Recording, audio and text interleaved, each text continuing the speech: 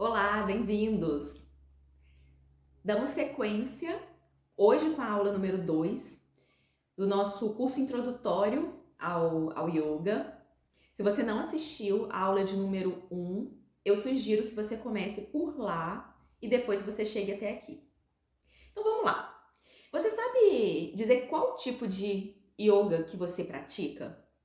Para além do nome da sua prática, você sabe o que significa, o que está por trás, o que diferencia tantas linhas de yoga que a gente vê hoje em dia espalhadas aí pelo mundo? Pois é, para te ajudar a entender, contextualizar e ser capaz de distinguir entre diferentes e às vezes até mesmo opostas linhas práticas de yoga, hoje a gente vai estudar sobre 5 filosofias, que são sistemas independentes entre si, mas que influenciam todas elas fortemente uma que é o yoga, essa filosofia prática, nosso objetivo de estudo aqui.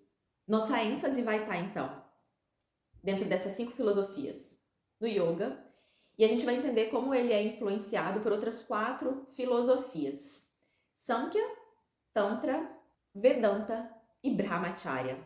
A gente vai dar ênfase no Yoga, Samkhya e Tantra, que dá também o nome dessa aula, porque são aquelas que embasam a nossa prática do yoga pré-clássico. Mas a gente vai passar também um pouquinho para as outras para vocês conseguirem observar esses opostos, as diferenças. Começo apresentando para vocês o nosso quadro sinótico dessa aula. Vou colocar ele aí na tela. Pausa o vídeo e copia aí para o seu caderno esse quadro que a gente vai trabalhar a aula toda em cima dele.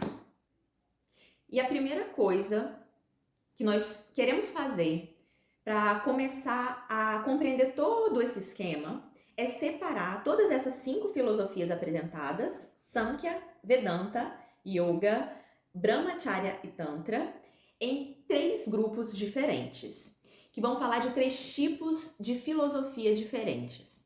A primeira delas são, olha a primeira linha aí, ó, Samkhya, Vedanta e lá na frente, filosofias teóricas.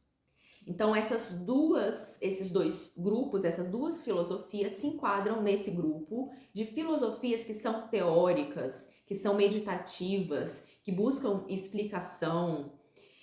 Um segundo grupo isolado é a filosofia prática do yoga, uma filosofia que não fica a nível elaborativo, uma filosofia que tem uma metodologia, tem uma prática, uma base, e que acontece a partir do momento em que você senta para realizar essa prática. E um terceiro grupo, onde se insere aí as filosofias Tantra e Brahmacharya, são as nossas filosofias comportamentais, que dizem respeito ao comportamento de certos grupos. Então aqui a gente fala mais de sistemas comportamentais dentro de determinadas comunidades, sociedades, grupos, egrégoras. O termo yoga, a filosofia prática do yoga, está no centro do nosso esquema e não é à toa. Ela está aí porque significa que ela está sendo o tempo todo influenciada por essas filosofias que estão ao redor. E aqui eu te dou a primeira resposta a respeito do tipo de prática que você realiza e as práticas que a gente conhece do yoga.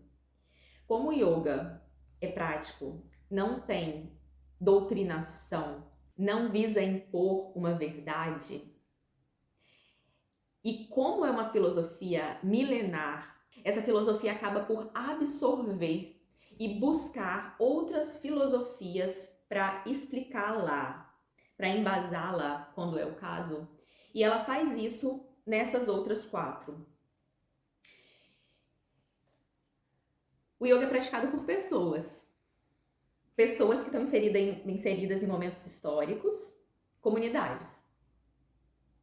A partir do momento que a gente senta para praticar, que a gente vivencia essa prática que deve ser neutra, mas que segue ordens estipuladas, estruturas, sistematizações estipuladas, é natural que isso que a gente esteja fazendo aqui, esse estudo, esse aprofundamento, essa troca de conhecimento, essa passagem das informações, da herança do aprendizado de mestre e discípulo, é natural que a gente faça isso através de ferramentas explicativas, que nesse momento vão buscar apoio no Samkhya ou no Vedanta, Samkhya ou no Vedanta. A gente vai falar sobre isso, porque essas duas têm explicações diferentes, o que dão essências diferentes para o tipo de yoga que você pratica e até opostas. E de forma comportamental, o exercício do yoga, a forma que a gente sente o corpo, que a gente percebe as técnicas, é totalmente condicionado a uma cultura, a forma que a gente é capaz, se permite se expressar, experienciar o nosso corpo, explorar os nossos sentidos. E aí a gente está falando de características ligadas aos comportamentos. A filosofias ou, por um lado, tântrica, ou um yoga de características mais brahmacharyas. O yoga no meio, ele vai ser cada linha de yoga, cada prática de yoga, cada tipo de yoga. Ele vai ser uma combinação entre um yoga de base Samkhya ou Vedanta, aspectos explicativos, teóricos, e também uma expressão, o embasamento cultural comportamental tântrico ou brahmacharya. Vamos lá ver um pouquinho mais a fundo o que são essas 4 filosofias que estão aí ao redor do nosso esquema. E a gente vai começar pelo Samkhya. Anota aí. Samkhya significa número. Já dá aí uma ideia de mais lógica, né? Já dá aí uma ideia de mais racionalidade. Pois é. O Samkhya é essa filosofia teórica que é a mãe de toda a filosofia posterior hindu, hoje tão complexa e ampla. O Samkhya que foi criado por Kapila, que foi estruturado, pensado por Kapila, dá uma explicação para a teoria da criação de todo o universo, de tudo que há. Dentro dessas filosofias que a gente está vendo, o Samkhya é a mais antiga de todas e, inclusive, influenciou o nascimento, em especial, do Yoga, do Vedanta e do Tantra. Lembrando que a gente está aqui fazendo um curso introdutório para iniciantes, então não vou me aprofundar no estudo do Samkhya. A gente vai passar por essas filosofias para perceber a base delas, de todas elas, e entender as diferenças entre elas principalmente. O Samkhya é uma maneira de explicar a realidade. Ele explica toda a criação, partindo do princípio que existe uma dualidade, que existem duas entidades absolutamente independentes uma da outra, que recebem o nome de Purusha e Prakriti. Purusha sendo a consciência pura, um pouco da ideia que a gente tem de alma, de essência. Então, a consciência pura, que é imóvel, que não tem corpo. E, por outro lado, a segunda entidade, que uma independe da outra, isso é muito importante, mas as duas acabam se encontrando para que aconteça toda a criação, recebe o nome de Prakriti. Prakriti é toda a natureza que a gente conhece. Prakriti é a matéria que dá forma. E essa sim tem poder de movimento. O Samkhya, então, faz essa investigação, elaboração de toda a existência a partir dessas duas entidades que existem, uma independente da outra, e que acabam por se encontrar. Não vamos aprofundar em como isso acontece ou como o Samkhya compreende que isso acontece, mas a criação do que nós conhecemos parte do momento em que Purusha e Prakriti se encontram. E a consciência tem a possibilidade de se materializar, de acontecer. E aqui estamos todos nós, vivendo essa experiência de consciência e natureza, de material e alma. Consideramos Samkhya uma filosofia naturalista, isso está escrito aí no seu esquema, Samkhya, embaixo da palavra Samkhya a gente tem o termo naturalista, escreve aí, porque é uma filosofia que compreende toda a existência a partir de uma lei de causa e efeito. uma filosofia, ou seja, naturalista, que atribui causas naturais a todos os efeitos, todos os eventos de tudo que a gente vê. O que vai se opor ao Vedanta, que historicamente vem lá na frente, que nasce do Samkhya, que nasce ainda dessa compreensão da realidade, mas que acaba se subdividindo depois e atribuindo causas sobrenaturais, espiritualistas, explicando a existência e os efeitos a partir de uma visão espiritual, sobrenatural. Ou seja, ele atribui os eventos a uma graça divina, diferente do Samkhya, que entende que todos os efeitos, tudo que a gente vê, já está de alguma forma dentro da sementinha da causa. Então o Samkhya trabalha todo dentro desse ciclo existencial, dentro do entendimento, inclusive, da lei de karma, de ação e reação, entendendo como tudo isso sendo simplesmente uma possibilidade da natureza, todo yoga que existe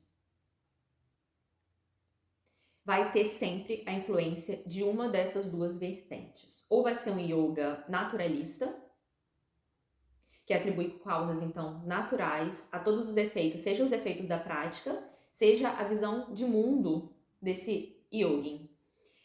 Ou, por outro lado, uma visão espiritualista, onde os eventos acontecem, a ampliação da consciência ou a compreensão do mundo a partir de um mérito espiritual, de uma graça divina, que está mais conectado com yogas um pouco mais modernos, que trazem um pouco mais aquele misticismo.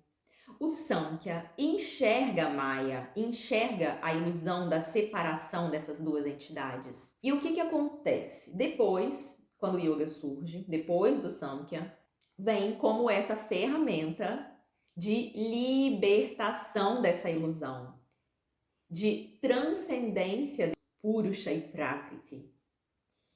O yoga, ele vem como uma filosofia prática para pegar o conhecimento do Samkhya e fazer algo a respeito, para gerar a libertação. O que acontece? As filosofias teóricas, elas ficam ali elaborando. O yoga não. O yoga fala, isso é um fato, eu vejo assim, e o que me interessa aqui é fazer o negócio acontecer. Ele não quer ficar ali pensando o que é, o que não é. O yogin, ele quer sentar, fazer a prática, fazer o sadhana, repetir, para vivenciar a transcendência, chegar ao estado de iluminação. Ele está muito mais interessado em vivenciar aquilo do que explicar aquilo. Isso é muito interessante. É uma grande diferença entre a filosofia prática, que você está vendo aí no meio, e os outros grupos de filosofia. Então, lembra, esses 5 sistemas que vocês estão vendo aí, Samkhya, Vedanta, Yoga, Brahmacharya e Tantra, eles também são filosofias completamente independentes um do outro, assim como Purusha e Prakriti dentro do Samkhya. Porém, eles estão ali se tocando, se influenciando quando eles buscam um embasamento. Porém, eles existem sozinhos. O yoga funciona sozinho. O yoga funciona com o trabalho da prática regular, a prática que você faz aí sistematizada, regular, dentro da metodologia, não uma prática que você inventa e você junta as coisas, mas uma prática que de fato já conduziu outros praticantes e yogis a um resultado. E óbvio, a prática de valores e virtudes. Isso sim, esses valores e virtudes, o trabalho sobre o ego, sobre a mente, sem esse trabalho, essa aplicação no dia a dia, isso sim, sem ele, o yoga não funciona.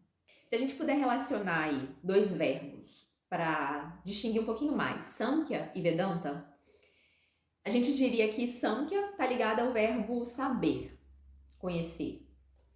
Ligado a essa ideia do número, da explicação, da fundamentação.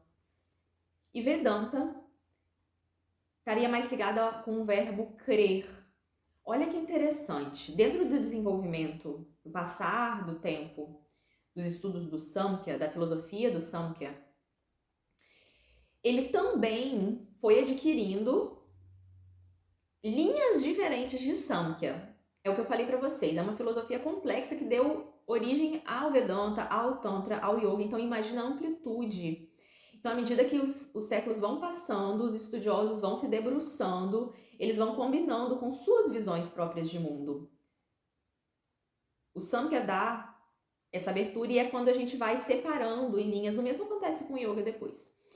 E essa informação é importante. O Samkhya, em seus primórdios, o Samkhya mais antigo, original, ele não aceita a ideia de Deus. Não existe isso. E atenção, que não é que ele nega Deus. Então, o Samkhya lá nos primórdios, original no início, ele trabalha com a teoria onde causa e efeito não são distintos. O efeito já está presente na causa, nada é novo. Não há criação e sim causa. E tudo já pertence à consciência pura. A gente está falando aí de uma linha de Samkhya que recebe o nome de Nirishwara Samkhya. Nirishwara Samkhya, que é o que embasa mais especificamente a nossa prática, que seria o Samkhya sem senhor. À medida que o tempo vai passando, o Samkhya vai se aproximando lá na frente à iniciação, à criação do Vedanta, que vem aí como uma raiz do Samkhya. A gente passa pelo Seshwara Samkhya, que seria o Samkhya com senhor. Lembrando de novo que dentro da filosofia hindu, principalmente inicial, a ideia de Deus não é essa ideia igual a gente tem aqui atualmente no Ocidente, de uma entidade, um homem às vezes. Então é preciso observar com muito carinho essas questões, entendendo que não é uma negação.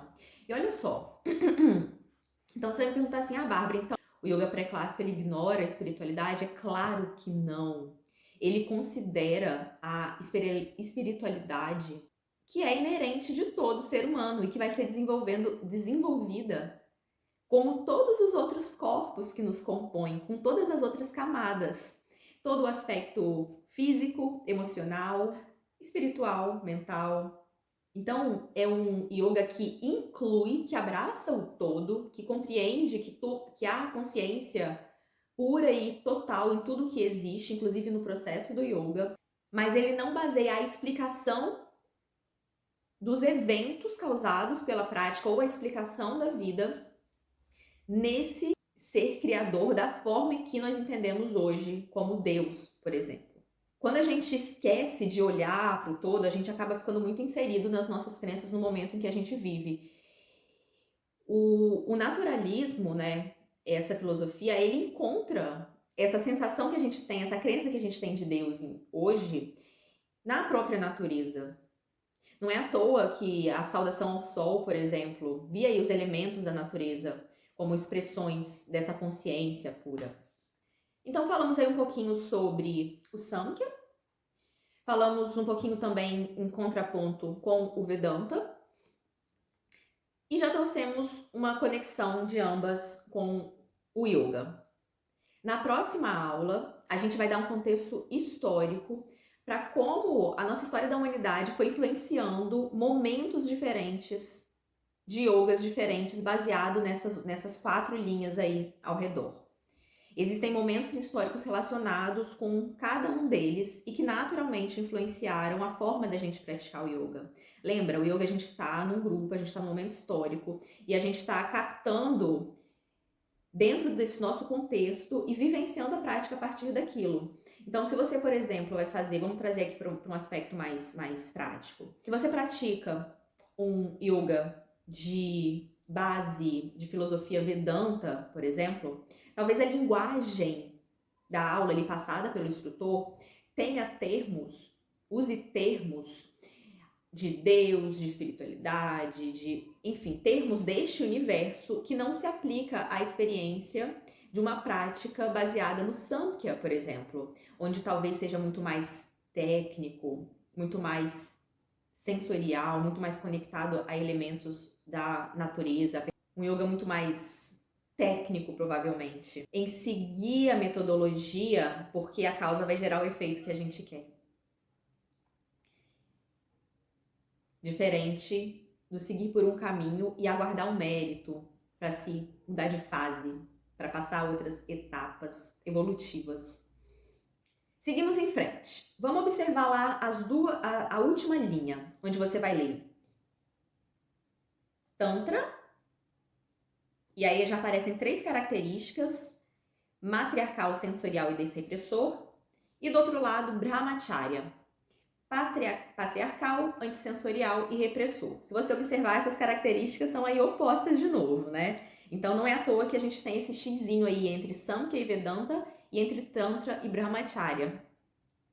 Agora a gente está falando de filosofias comportamentais, que ditam regras e costumes. E a primeira diferença que a gente encontra aí entre elas é que o Tantra, ele vem de uma cultura ligada ao matriarcalismo. Aquela cultura onde a mulher tem um papel de poder dentro da sociedade. E olha só, vamos lá. O yoga, ele não vai trazer esse aspecto de pelo amor de Shiva, feminismo versus patriarcado, não é isso. O que a gente precisa entender é que a prática, de novo, está ligada a um contexto, nós vivemos num contexto que traz muito mais aspectos de um patriarcado atualmente. Isso é um fato. Antigamente, inclusive na época em que o yoga pré-clássico original, lá inicial, foi criado, a maioria dos estudos aponta que foi dentro de uma sociedade matriarcal.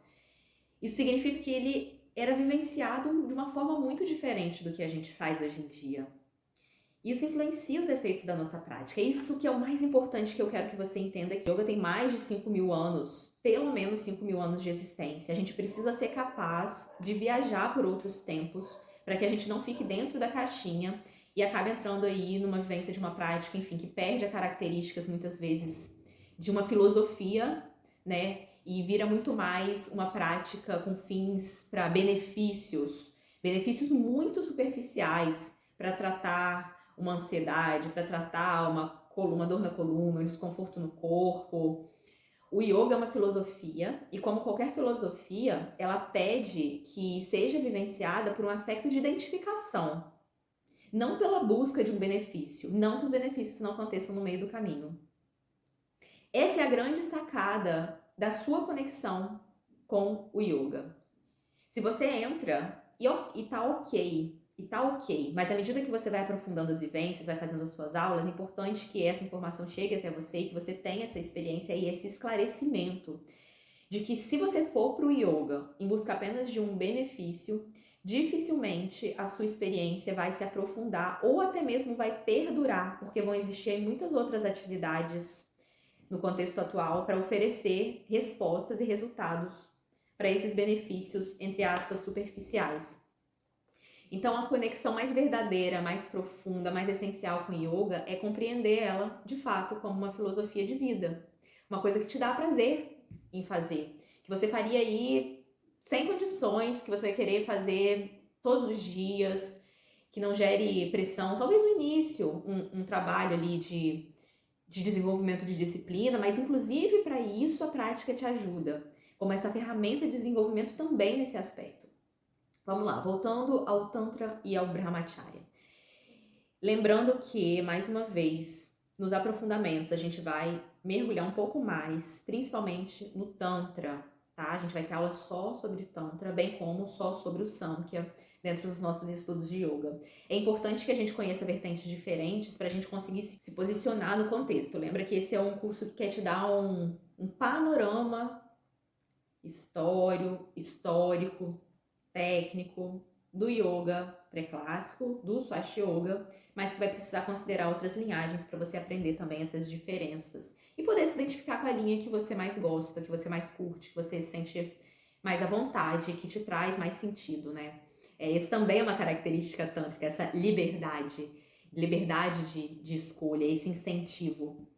Essa é uma característica matriarcal, feminina, da experimentação, diferente da repressão que vem do patriarcado, que vem de uma cultura de guerra. Então vamos lá voltando um pouco para essa história. Tantra significa teia, trama do tecido, tudo encordoado, tudo conectado. Dentro desse padrão de comportamento do matriarcalismo tântrico, que é a base da nossa prática do yoga pré-clássico, fica em evidência os aspectos que a gente valoriza da sensorialidade, da liberdade de escolha, liberdade de expressão, do acolhimento de si mesmo e do outro dentro dessas características, não só ser livre, mas ser capaz de lidar e aprender e crescer com a liberdade do outro, sendo isento de censura, sendo isento de culpa. Olha a profundidade do trabalho para a vivência dessa cultura. O refinamento do ego. O trabalho de libertação que não é só dentro de si, mas é essa libertação dada para o outro. O exercício do Tantra, que aparece em todas as camadas, em todos os nossos relacionamentos, inclusive em relação à natureza, a outros seres, ao planeta, essa atmosfera viva na qual nós nos inserimos. Aplicada à prática do yoga, o Tantra significa aí para nós que ele não vai ignorar o corpo, os sentidos, muito pelo contrário, ele vai trabalhar estimulando, desenvolvendo todos esses corpos, esses sentidos, que são sentidos ligados ao sensível, percebe? A própria energia de Kundalini, que é uma energia ligada à criação, à libido, ela é considerada dentro dessas práticas. Algumas linhas de yoga, elas preferem não lidar com essa energia diretamente ou não trabalham com o corpo físico. Eles vão trabalhar ou só o corpo mental, ou só o corpo emocional, ou só a meditação, ou só o mantra. E vão censurar o desenvolvimento dos sentidos. O yoga brahmacharya são aquelas linhas de yoga mais rígidas, que às vezes usam maneiras até mais rústicas, mais agressivas, mais controladoras. Isso aparece até mesmo na aceitação pelo prazer, a leveza ao longo da prática, a descontração da prática, diferente daquela coisa mais quadrada, mais séria, um estilo de yoga mais sério, mais rígido. Percebe a diferença de valores matriarcais e femininos estando presentes, em contraponto com tudo isso que a gente traz de uma estruturação de vida mais estrita, mais embrutecida mesmo. Então a nossa prática ela vem no sentido de querer trazer à tona mais uma vez essa sensibilidade. Lembrando que no final o que a gente quer é sempre transcender a dualidade, a gente quer pegar o melhor dos polos, a gente quer, não é nem pegar o melhor dos polos, a gente quer pegar os polos completamente e aprender a trabalhar eles de forma complementar, reunindo para chegar no todo. Então, até mesmo essa transição histórica entre matriarcalismo, entre o matriarcal e o patriarcal, ela deve vir através das nossas lentes como algo que vem a somar. Lembra que aqui a ideia do yoga é evoluir, é ir para frente, é ir para cima, é transcender. A ideia não é se fixar num ponto e considerar que uma coisa é melhor do que a outra. Então vamos pegar a nossa história, vamos desenvolver os nossos sentidos, vamos pegar os pontos interessantes, positivos que a gente aprendeu tanto com o matriarcalismo, trazer ele à tona, a percepção, o afeto, que é natural da mulher, o cuidado de si e do outro, os sentidos, o sensível, a intuição. Vamos reunir tantos anos de aprendizado também, da característica de construção, de foco, da inteligência mais apurada, da lógica, da capacidade de conquista, de aspectos patriarcais, masculinos. Assim como o Samkhya, ele se subdivide, o Tantra também. Existem linhas diferentes de Tantra. Nesse momento, eu só preciso que você compreenda e saiba disso. Também, o Tantra também é extremamente complexo e amplo. E a nossa linhagem aqui, a nossa linhagem de práticas do yoga pré-clássico, pré-védico, pré-ariano, que a gente realiza, dentro do qual se envolve esses estudos aqui, ele trabalha mais especificamente com Dakshinachara Tântrica, ou linha da mão direita, linha branca. Então, só para jogar no ar aí para vocês, e você entender a complexidade e a especificidade de todos esses estudos. E assim como nós demos 2 verbos para representar Samkhya e Vedanta, vamos fazer o mesmo aqui com Tantra e Brahmacharya. Então, Tantra estaria ligado ao sentir. É um yoga dos sentidos, que extrapola, que influencia, que valoriza o sentir. E por outro lado, o brahmacharya estaria ligado ao verbo controlar. Isso aparece até mesmo quando a gente fala em controlar o ego, que já denota um padrão de pensamento daquele yogin, ou daquela linhagem, ou daquele professor, diferente do que gerenciar, por exemplo, o ego. Quando a gente fala controlar, a gente já coloca algum tipo de força e pressão. Isso aparece muito nos asanas, né? Naquela parte da prática onde a gente fala de posição. A nossa forma de tratar o asana, de avançar dentro da técnica, considera muito a segurança, o prazer, a descontração para ir adiante. A gente aprende a avançar na técnica sem atropelar, considerando esses aspectos mais sensíveis. Quando, por exemplo, dentro de uma prática arraigada ali no brahmacharya, por exemplo, você pode ver uma prática de asanas rígida, dura, que aceita, que é natural, que tenha dor, que tenha força, que tenha pressão, que tenha talvez uma outra pessoa te empurrando, te ajudando a avançar, colocando a força do peso de uma outra pessoa sobre o seu, puxando, que diferente de características do Tantra, que dá ali o seu tempo, que te ajuda a trabalhar apenas com os elementos do seu corpo, e por aí vai, apenas para trazer um pouquinho uma ilustração de como seria a vivência dessas filosofias comportamentais dentro da prática do yoga. E a última coisa que eu quero que você agora anote aí, olha que interessante. Todas as práticas de yoga que a gente conhece até hoje, elas vão estar encaixadas dentro das combinações dessas 4 linhas. Olha de novo aí para o seu quadro. Samkhya e Vedanta, lembra, são diferentes opostos e têm explicações diferentes. Não tem como você estar praticando um yoga que ao mesmo tempo explica a existência a partir de uma visão de mundo naturalista e não naturalista e espiritualista. A mesma coisa para Tantra e Brahmacharya. Ou você tem aspectos de comportamento que valoriza uma coisa ou outro. Então, o yoga aí no centro do esquema, ele vai ser sempre a combinação dos aspectos de cima com os aspectos de baixo. Isso nos dá 4 linhas diferentes de yoga. Então, a gente está falando de 5 filosofias e 4 linhas de yoga. 5 linhas filosóficas independentes aí da vida e 4 linhas de yoga. Vamos ver quais são elas. Então, a gente pode combinar, por exemplo, Samkhya e Tantra. Um é forma de ver o mundo, o outro é comportamento. Não existe briga. A gente pode ter uma filosofia teórica, uma prática e uma comportamental juntas. É isso que a gente está vendo aí. Um yoga que seja Samkhya e Tantra, que é justamente o yoga que a gente pratica. Então, anota aí. A partir das invasões arianas, a Índia, a gente vai ver isso na próxima aula. A gente vai ter o yoga que combina o Samkhya, ainda essa compreensão e essa explicação de mundo, com o Brahmacharya. Então, a gente tem, nesse caso, um yoga que é Samkhya Brahmacharya, que tem essas 2 raízes, fundamentando a prática. Um terceiro tipo de yoga que a gente pode encontrar é o Vedanta Tantra, combinando o Vedanta com Tantra, onde a gente tem uma leitura espiritualista,